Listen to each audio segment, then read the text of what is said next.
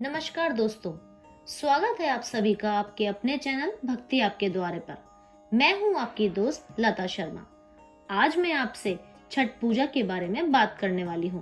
छठ से जुड़े कुछ सवाल जो आपके अक्सर मन में उठते हैं बट उनका आपको जवाब नहीं मिल पाता। आज उन्हीं सवालों के जवाब मैं आपको देने वाली हूँ। तो आइए फिर शुरू करते हैं। पहला सवाल है, छठ या सूर्य षष्ठी व्रत में किन देवी देवताओं की पूजा की जाती है? तो आइए जानते हैं। इस व्रत में सूर्य देवता की पूजा की जाती है जो प्रत्यक्ष दिखते हैं और सभी प्राणियों के जीवन के आधार हैं।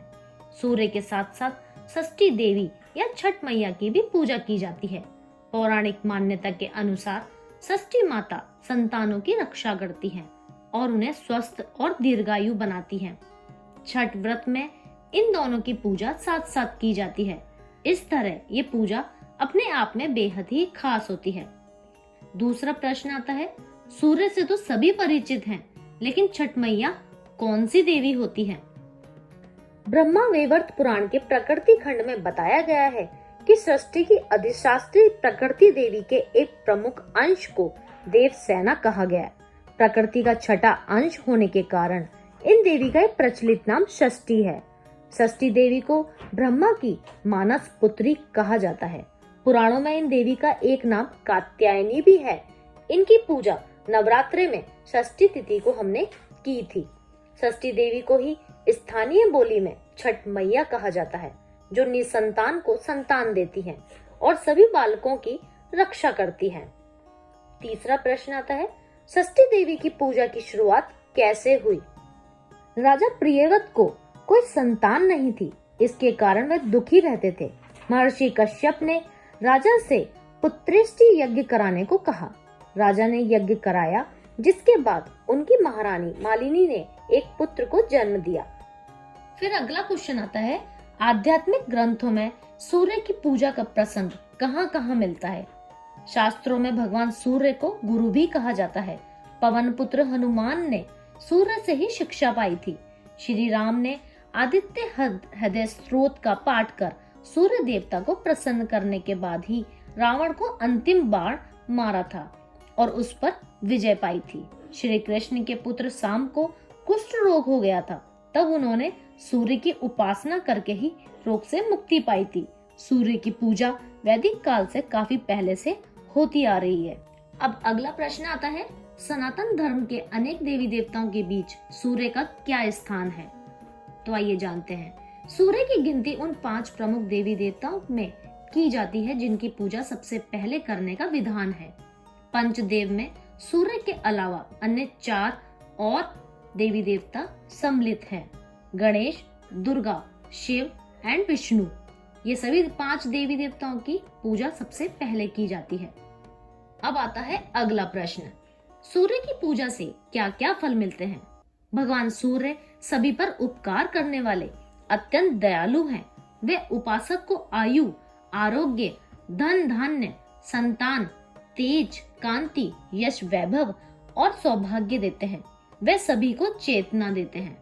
पद्म पुराण में इस बारे में विस्तार से बताया गया है कि इसमें कहा गया है कि सूर्य की उपासना करने से मनुष्य को सभी तरह के रोगों से छुटकारा मिल जाता है। जो सूर्य की उपासना करते हैं वे दरिद्र, दुखी, शोकग्रस्त और अंधे नहीं होते। सूर्य को ब्रह्मा का तेज बताया गया है। ये धर्म, अर्थ, काम और मोक्ष, इन चारों पुरुषार्थ को देने वाले हैं, साथ ही पूरे संसार की रक्षा करने वाले हैं। अब आता है अगला प्रश्न, इस पूजा में लोग पवित्र नदी और तालाब के किनारे क्यों जमा होते हैं? तो आइए जानते हैं। सूर्य की पूजा में उन्हें जल से अर्घ देने का विधान होता है। पवित्र नदियों के जल से सूर्य को अर्घ देने और स्नान करने का विशेष महत्व बताया गया है। हालांकि ये पूजा किसी भी साफ सुथरी जगह पर की जा सकती है, लेकिन यह पूजा पानी में उतरकर ही की जाती है। अब आता है अगला प्रश्न, छठ में नदी तालाब पर हर साल भीड़ बढ़ जाती है। भीड़ से बचते हुए व्रत करने का क्या तरीका हो सकता है? तो आइए जानते हैं। इस भीड़ से बचने के लिए हाल के दशक में घर में ही छठ पूजा करने का चलन तेजी से बढ़ रहा है। मन चंगा तो कटौती में गंगा की कहावत यहाँ पर गौर करके आप देख सकते हैं। कई लोग घर के आंगन या छतों पर भी छठ व्रत करते हैं। व्रत करने वालों की सहूलियत को ध्यान में रखकर ऐसा किया जाता है। बिहार के देव सूर्य मंदिर की खासियत क्या है? सबसे बड़ी खासियत यह है कि मंदिर का मुख्य द्वार पश्चिम दिशा की ओर है, जबकि आमतौर पर सूर्य मंदिर का मुख्य द्वार पूरब दिशा की ओर होता है। ऐसी मान्यता है कि मंदिर का निर्माण देवताओं के शिल्पी भगवान विश्वकर्मा ने किया था। आइए जानते हैं अगला प्रश्न। कार्तिक महीने के अलावा यह पूजा साल में कब की जाती है? कार्तिक के अलावा छठ व्रत चैत्र शुक्ल पक्ष में चतुर्थी से लेकर सप्तमी तक यह पूजा की जाती है। इसे आम बोलचाल में चेती छठ कहते हैं। अब आता है अगला प्रश्न। इस पूजा में कुछ लोग जमीन पर बार बार लेटकर कष्ट सहते हुए घाट की ओर क्यों जाते हैं? ज्यादातर मामलों में ऐसा तब होता है जब किसी ने इस तरह की कोई मनौती मांगनी हो। मान ले किसी ने मनौती मानी है कि अमुक काम हो जाने पर मैं कष्ट सहते हुए घाट को जाऊंगा, या किसी ने कोई बिगड़ी बात बनने से पहले ही इस तरह की कष्टी देने की ठानी है। इस स्थिति में वे जमीन पर निश्चित दूरी तक लेटते हुए घाट की ओर जाता है। इस बारे में कोई निश्चित नियम अभी लागू नहीं है। अब आता है अगला प्रश्न। कहते हैं कि छठ का प्रसाद मांगकर ग्रहण करना चाहिए। इसके पीछे कौन सी भावना काम करती है? तो आइए जानते हैं। इसके पीछे ये दो कारण हो सकते हैं। आमतौर पर लोग अपने मान अभिमान के कारण किसी से कुछ भी मांगने से परहेज करते हैं, लेकिन छठ का प्रसाद व्रत करने वालों से मांगकर लोग सूर्य देवता और षष्ठी माता के प्रति अपनी विशेष श्रद्धा जताते हैं। दूसरी बात यह है कि किसी भी व्यक्ति की उन्नति की राह में गर्व अभिमान को बड़ी बाधा माना गया है। प्रसाद मांगने से लोगों में मान बड़प्पन की भावना कम होती है और दुर्गुण छूटते हैं। तो आइए जानते हैं अगला प्रश्न। छठ पूजा से पहले कुछ सार्वजनिक जगहों पर बांस से बने सूप लेकर रुपए पैसे क्यों मांगते हैं लोग? तो आइए जानते हैं। इनमें से कुछ वैसे श्रद्धालु हो सकते हैं जिन्होंने व्रत के लिए मनौती मान रखी हो कि वे दूसरों से भिक्षा लेकर ही छठ करेंगे। ये उनके विश्वास से जुड़ा मामला हो सकता है। और इनमें से कुछ लोग वैसे भी हो सकते हैं जो धन के अभाव में छठ करने में असमर्थ हो, लेकिन ये पूजा करना चाहते हो। अब अगला प्रश्न है। छठ पूजा के बाद नदी या तालाब प्रदूषित हो जाते हैं। क्या शास्त्रों में गंदगी फैलाने की मनाही नहीं है? जल ही जीवन है, इसके स्रोत को बचाना जरूरी है। मुख्य रूप से इसी बात को ध्यान में रखकर शास्त्रों में नदी या जलाशयों की पूजा करने का विधान बताया गया है, लेकिन इन्हें किसी भी तरह से गंदा करने की सख्त मनाही होती है। शास्त्र तो यहाँ तक कहते हैं कि पहले नदी के किनारों पर जल लेकर स्नान कर लेना चाहिए, तब नदी में डुबकी लगानी चाहिए।